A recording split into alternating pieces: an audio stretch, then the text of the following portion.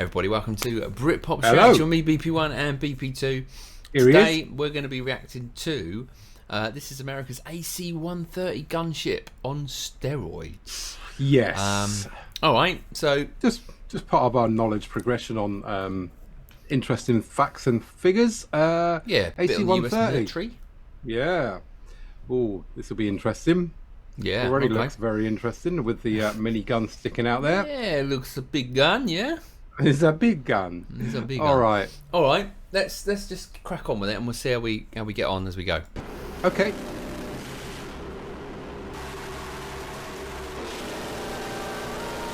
Man. This is America's lethal AC-130 gunship on steroids.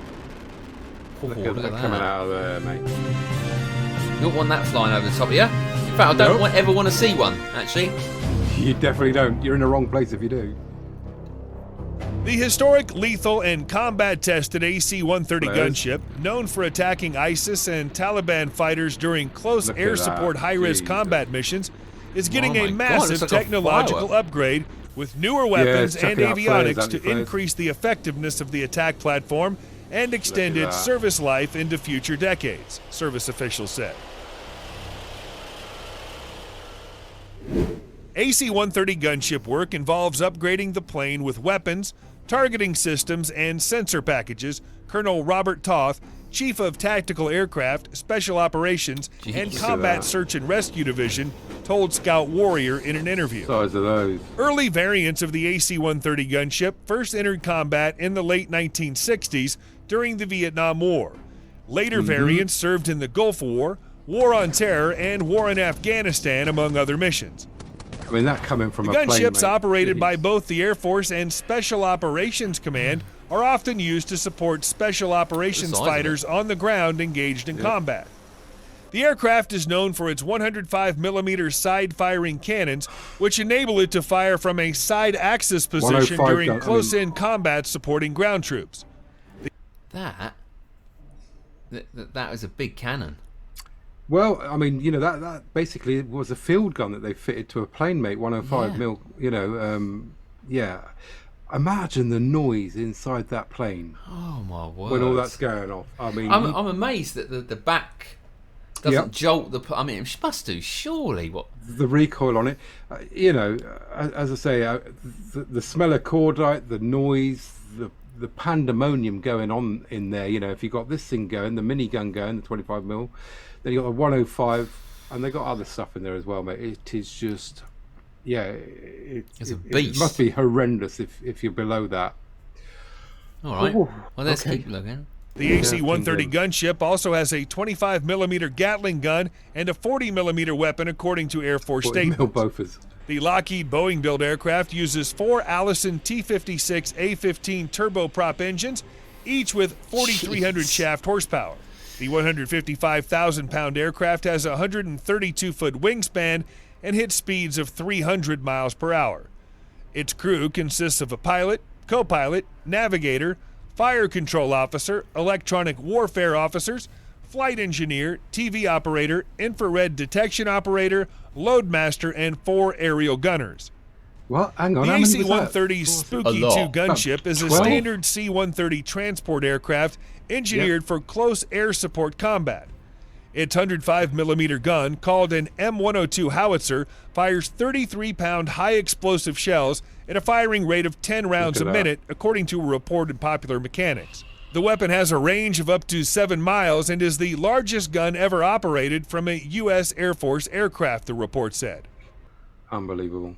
Wow. The aircraft's 25mm. They're loading it, and there's got a guy who's aiming it. Aiming it, obviously.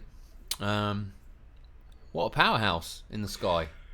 It very much, mate. As you say, I mean, it just with all that going on, it must be just it's precision. Every guy knows what their job is, you know, and they do that job to perfection. Also, a bomb in the sky. I mean, if you were to blow that thing up, 300 mile an hour, right mess. I mean, I've been in Hercs, you know, during my time. They are slow, ponderous, noisy. You can hear them coming from miles. I mean, you know, where we live in the UK, we're under the flight path for these guys coming into the UK. You can hear them coming from miles away. They're prop planes. They're not fast, but you know they've got the armaments there. The stuff you saw at the beginning was firing the flares for heat-seeking missiles and stuff like that to dissuade those. So yeah. I don't know. It's one of those things. I mean, it's the same as like a tank. A tank's armed, but if you're in them, you're a sitting target as well if anything goes wrong. Yeah. I suppose it's a bit more difficult, but when you're in the sky, but even still. Yeah. Millimeter Gatling gun, the GAU-12 is the same weapon now on the F-35 Joint Strike Fighter. The weapon fires both high explosive incendiary and armor-piercing incendiary rounds against enemy fighters, buildings, and light vehicles, popular mechanics writes. When you got to be you know where you're flying and firing that. C-130 it's going to be over there, isn't it? C-130. How many of them they got? The AC-130 gunships make up a small portion of a fleet of roughly 500 C-130 planes throughout the Air Force and Special Operations Command, Toth explained. The cargo planes are used to airdrop supplies, equipment, weapons, and troops in forward deployed locations. As a propeller-driven aircraft, the C-130s can fly and land in more rugged conditions and withstand harsh weather such as obscurance. The propellers make the aircraft's engines less susceptible to debris flying and causing operational problems for the engines. Right. It really allows you to do that tactical movement of equipment and personnel to take the airplane to the last tactical mile. A lot of our transport strategic airlifters are meant to go to a hard runway somewhere, and then they turn over the cargo to be moved to the forward areas to a C-130 or a vehicle. The C-130 allows you to take that cargo and land on a smaller runway or unimproved airfield, Toth added. Right. C-130s are used for domestic, international, and war zone transport, including homeland security, disaster relief, and supply deliveries, among other things. There are probably missions that have yet to be dreamed up for the C-130, Toth said. The fleet consists of 135 more modern C-130J aircraft and 165 older C-130Hs, which have been around since the 80s, Toth explained. Wow. Also, MC-130Js are specially modified airlifters engineered to transport Army Green Berets, Navy SEALs, and Army Rangers. They are essentially a C-130J further modified with defensive systems, with radar countermeasures and infrared radar and advanced sensors for specialized missions. He's talking about the C-130. Obviously, I mean, looking at that plane there, that is a transport. So not all the 500 are the gunships.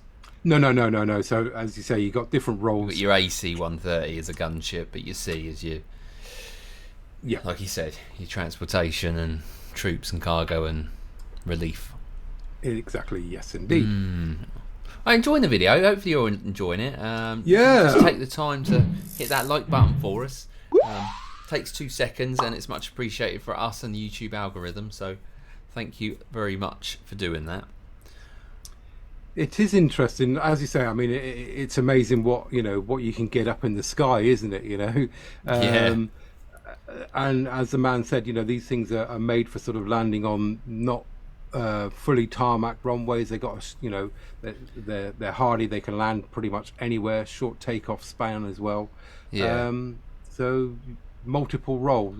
Sort of the the Land Rover of the aircraft industry, I'd say, sort of thing. Yeah. All right. They can also perform in-flight refueling, Toth explained. Okay. Yeah. C-130 modernization. Right. The Air Force remains vigilant about its C-130 fleet to ensure the airframes, wing boxes, avionics, and communication systems remain safe and operational. This is particularly true of the older 1980s-era C-130Hs, Toth added. The thing that causes the greatest risk to the airplane is the life of the wing. We monitor the wing of the aircraft, and as the wings get past their service, we bring the airplanes back in and bring in new structures, with the primary focus being the center wing box, which is the area where the wings mount to the fuselage, Toth said. As for when a C-130 requires a maintenance upgrade to preserve and maintain service life, the Air Force uses an assessment metric referred to as equivalent baseline hours. The wing boxes are changed once the aircraft reaches a certain severity factor in its operational service time. This is necessary because the wear and tear or impact of missions upon an airplane can vary greatly depending upon a range of factors, such as the altitude at which a plane is flying, Toth said. Low-level flight may be 3 to 4 times the severity factor of flying at a higher level, he said. Really? Avionics Modernization Program Increment 1 involves adding new 8.33 radar. So why is that then? Why is flying at a lower level going to give the plane a less turbulence? Lifespan? Yeah, you got your turbulence. It's thinner up there, isn't it? So that's why you know your normal planes fly at 38,000 feet. Yeah. Thinner up at the top, and less turbulence and movement on the wings down at lower speeds. You know, plus you probably if you're lower, you're probably dodging as well. So you're putting more stress and strain on the airframe and the wings. Good info. Well done. Radios to the aircraft to improve communication, along with initiatives to upgrade cockpit voice recorders and digital data recorders. C-130s will also receive new collision avoidance technology designed to prevent the planes from hitting terrain or colliding with one another midair. AMP Inc. 2 involves a larger scale effort to integrate digital avionics throughout the airplane. Inc. 2 will require 9 months to 1 year of work to be completed by 2028, Toth explained. This will allow us to bring the airplane from analog to digital, integrate a glass cockpit, and use touchscreen displays. We'll get away from the old systems of avionics where we had dial-driven instrumentation to where it's all digital. This makes us able to process a lot more information, Toth said. As part of the new C-130 modernization calculus, the Air Force will consider retiring some C-130Hs and replace them with newly built C-130Js. The service has the authority to acquire an additional 20 C-130Js, Toth added. We continue to evaluate where it makes sense to retire an older airplane and instead put that money into buying new airplanes, he said. Okay, yeah, makes sense. Yeah.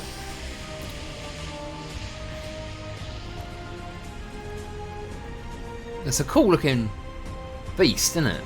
Oh yeah, very much so. Yeah.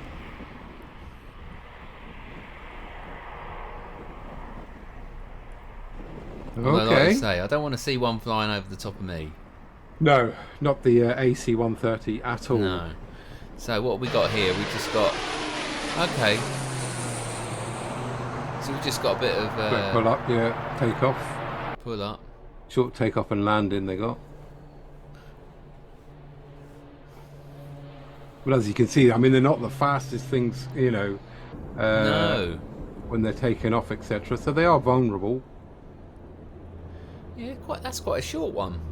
Or was it just the way... Yeah, they are. Yeah, that is a quick pull up for sure. Cool. All right. Well, there you go. I'm not sure what to think about the old... Didn't really know much about what the AC-130 was. Certainly the gunship part of it. So it's a real eye-opener. I like little videos like this because I just start to understand a bit more about planes themselves, what they have to offer. Not just the military side of it, but, the plane as well. Obviously, going on planes myself. So, and it's quite funny, actually. On Facebook, I've just started watching some... oh, that's too noisy, sorry.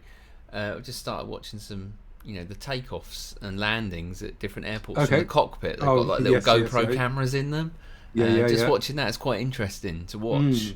How many are you think are coming down straight and they're just being pushed off sideways by side winds? That's it. Yeah, they're constantly battling and looking at where they're going, but also looking at the the cross, the instrumentation, the instrumentation to make sure that they're on par. So.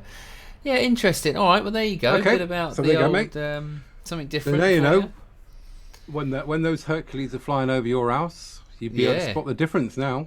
Absolutely, yeah. Not Plane sure. spotter extraordinaire. Just run. All right, thanks for joining us on BritPop Chat. Hopefully you enjoyed that one. Made you a bit of education for you as well. Yeah, something different. It's goodbye from me. Goodbye from my co-pilot, him over there. No. Cheers.